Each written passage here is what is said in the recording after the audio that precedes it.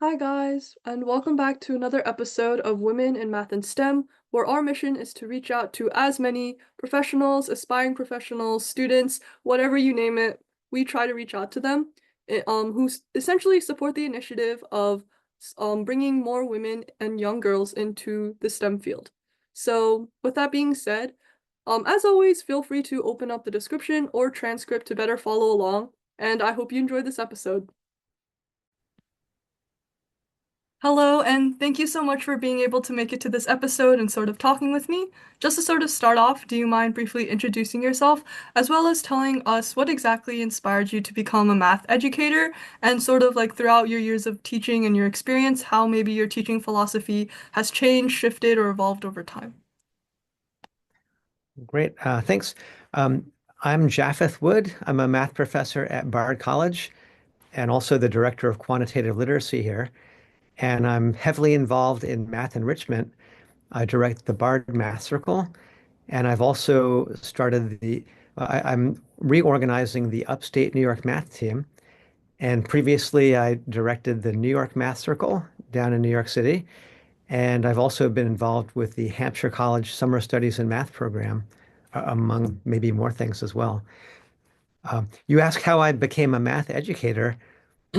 I think it has to do with induction, that you just go to the n equals n plus one case, that I enjoyed doing math. I enjoyed explaining math to other people, and I just kept on going.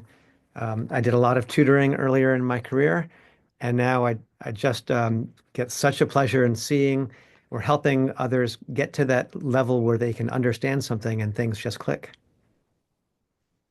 That sounds amazing. Speaking about sort of math, I was just wondering what in math excites you the most and sort of why. Um, a lot of things. I like the feeling of being absolutely certain about something, and maybe the feeling of being absolutely lost and not knowing what's true. But one uh, there's a certain kind of truth in mathematics. I think every scientific subject has its own version of the truth, and in math, it's what can you prove, and that establishes a truth beyond any doubt based on some assumptions. And I've always liked that the feeling that you can have absolute certainty about something. But on the other side, there's math also lets you know what the limits are. So there's some things that you can't know. There's some numbers that are irrational. There's some true statements that cannot be proved. And that's a very quirky thing, very interesting. I see. I was also just curious, what do you sort of do when you encounter like this really difficult or challenging, challenging math problem and it feels like you're stuck and you have no idea what to do? And maybe could you like share an example of a problem that was particularly difficult but also very rewarding to figure out? Hmm. I think everyone has their own personal anecdotes. Um, I think there's maybe one I'd like to share in this moment. I was early in my career, in my first postdoc, I was trying to solve a problem, and I just kept thinking and thinking about it. And it wasn't, some people say they have their best ideas in the shower, but this one, I was flying to a math conference, and it was one of those red-eye flights. I couldn't sleep at all. So I tried to close my eyes and just relax. And maybe just focusing and not being able to move or go anywhere, I figured out an idea that I was later able to turn into a solution of a problem.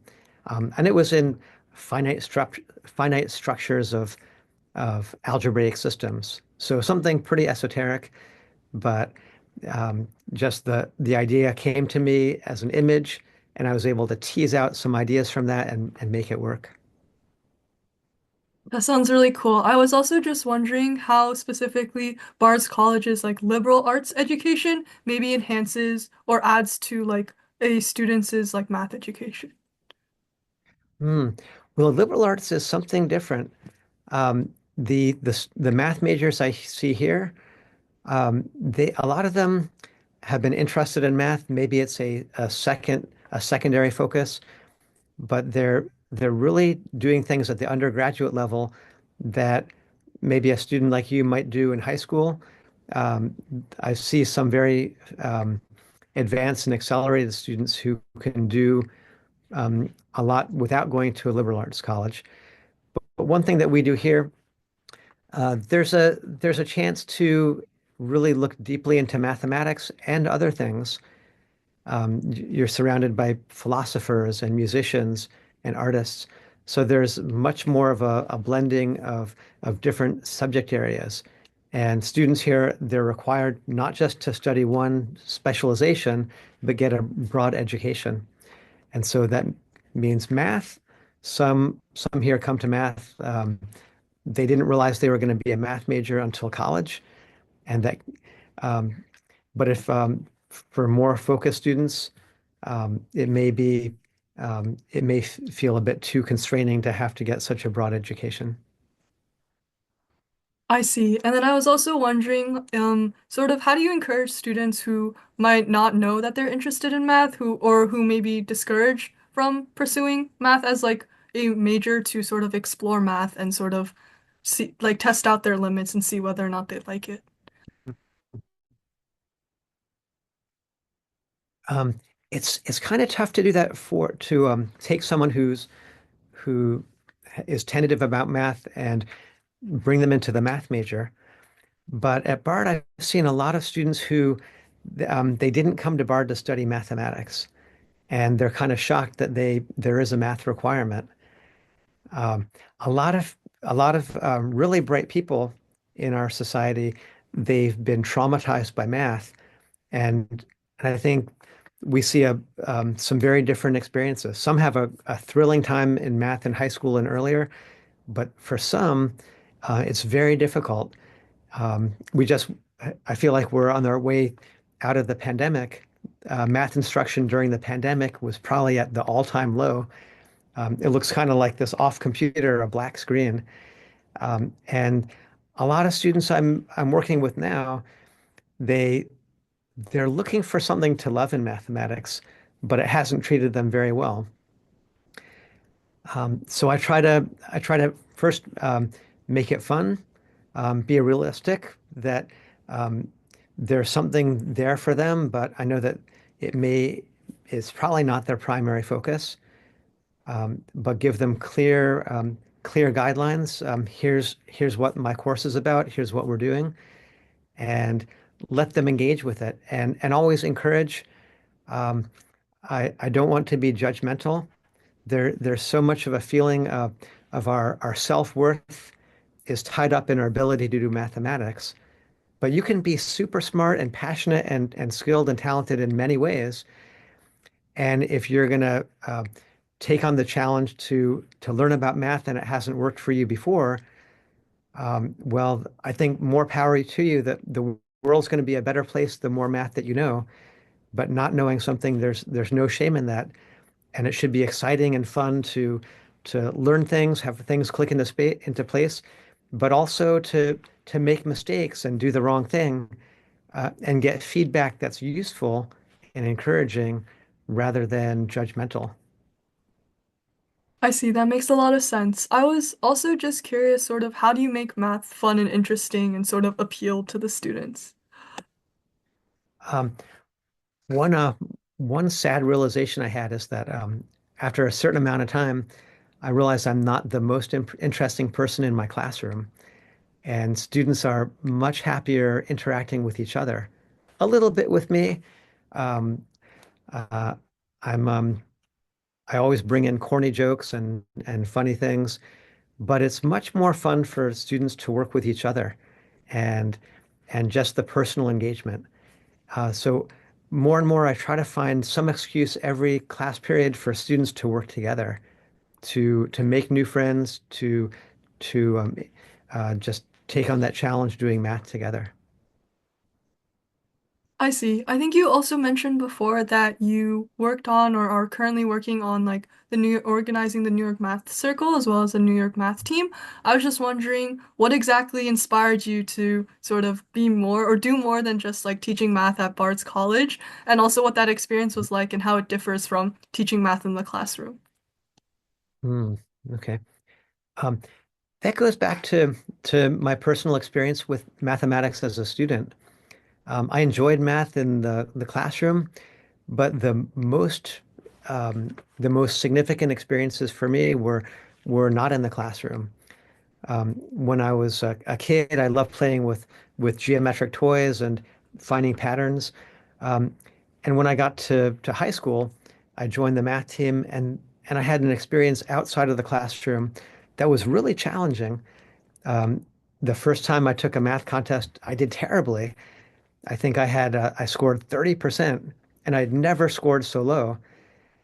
And then I found out that even the person I thought was the smartest person in the team maybe only scored 50%. And it was a whole new challenge. And I practiced and I was challenged. And I feel like I uh, my see and learning that technique, mastering that technique, let me go to a new level. But um, the organizations you mentioned, the Bard well math circles, the Bard Math Circle, the New York Math Circle, um, the summer programs I've been involved in, those are not competitive, and I've had a much, I think, even better time with non-competitive math opportunities. So I feel like one reason that I'm continuing to organize them is they were so significant to me. I feel like I had a better time and learned more math outside of school and at a summer math program or on a math team than I did in any math class. Although some math classes I had were great, they weren't quite at the level of getting together with friends and doing math.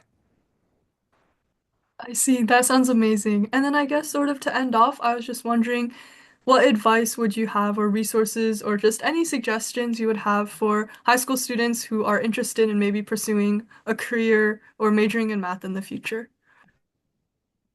Mm. Well, um, I'm not the best person to give advice. But a couple of ideas I had, if you're interested in pursuing math as a career, I think learn about it. Um, there's so many new careers now than when I was younger, and even when I was younger, I didn't learn as much as I now I wish I had about the different career opportunities. But there's a lot of information accessible right at your computer, right at your web browser. But I think even more, think off the menu. Instead of gathering information, get out and talk to people. I bet that you or friends have parents who are doing math for a profession, or maybe someone you know or someone in your network might invite you in, talk to you, give you some ideas of some things that you might not have thought of about how you can use math in your career. And and more, I think the personal connection, um, rather than reading what someone blogged about or a video, if you talk to people, you'll learn so much, and people are so interested in sharing. Sounds good. I guess thank you so much for taking the time out of your day and speaking with me. I really appreciated your insight and it was amazing. Thank you. Thanks, and Julia. I have some questions for you. Oh, Um, sure. um, uh, Before you shared some questions, especially about how to encourage young women in mathematics and Mhm. science. And I think those are some of the hardest problems that I'm struggling with because I do want to really bring everyone into the Bard Math Circle and the upstate New York math team. And I think most of the similar groups that I see around the country are really struggling with that. And um, I was stumped. I don't know a solution. And I'm not sure there's a solution more than just let's try things. How do we bring more people in who may not feel that they're welcome there or might not see others like them? And I'm wondering if we can just share some ideas. Um, and one I have, I think one I have is first, I feel like it's up to all of us, and I'm putting a lot of burden on myself because I'm older and I'm organizing activities, and I feel a responsibility for making um, what I do open to everyone. And I love it when people come in. Um, but sometimes I feel like I'm throwing a party and I've sent out the invitations and the guests just don't come in. And I feel like somehow there's something I didn't do right or something I did wrong. And um, it's one of those really tough problems that you can try and try, and even if you put in your best effort, it just doesn't work out. Normally, um, I'm working with people who are super capable, and if they if they try, they'll succeed. So I'm wondering if you have any tips for me that I might be able to put into practice. I agree that it's a very difficult problem, and I guess like from some like my own perspective, like even if like an invitation seems really friendly, like the fact that maybe there's not people like me in the class, because I feel like a lot of math outside of the classroom is very heavily group worked, which I really, really enjoy, but not having sort of a group to work with really like discourages me from just attending maybe the party in the first place. It's like if you don't have anybody to hang out with at the party, you feel alone. And especially if people tend to be more introverted, they tend to be more scared, especially meeting people that they might feel like are judgmental. But I feel like that's something that is really hard to change. But like once you get the ball rolling, it's much easier to do. So that's sort of like my perspective on the situation. That's a good point. I want to share an anecdote with the Bard Math Circle. About 12 years ago, I started a summer math camp for middle school kids, and I put a lot of effort into bringing in girls as well as boys. And the first summer, we were about 25%. And I felt, on the one hand, I felt that I hadn't gotten up to 50-50, but on the other hand, I look at other programs and 25% is a lot better. And over the years, we've increased it to roughly 50%, sometimes more boys, sometimes more girls. But this spring, I'm organizing a team for the Purple Comet. I don't know if you've seen that contest. It could be a lot of fun because you're there with some friends working on some problems. But at our first practice, I didn't have a single girl. Um, and so now I'm in back, I feel like I'm back to square one. Um, but I've been thinking, I actually know a lot more people in the community, and I'm getting ready to pretty much go out and send personal invitations and really try to make it even more welcoming. And I'm wondering if anyone has done that to you. Have you received a personal invitation from an organizer of one of these groups, or has it always been sort of a web page, an email, more of a blanket invitation? I've never received a personalized invitation, although I do think that would have probably encouraged me.